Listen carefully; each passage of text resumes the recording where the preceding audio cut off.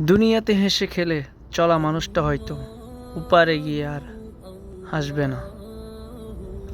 চোখ ভর্তি অশ্রু, মন ভর্তি যন্ত্রণা নিয়ে চলা মানুষটা হয়তো উপারে গিয়ে আর কাঁদবে না, যন্ত্রণাও পাবে না। এ সময় শীঘ্রই ফুরিয়ে যাবে। তারপর আমাদের সামনে আসবে অনন্তকালের একটা সময়, যেখানে আমাদের প্রতিটা কাজের হিসাব আমাদের রবের কাছে দিতে হবে।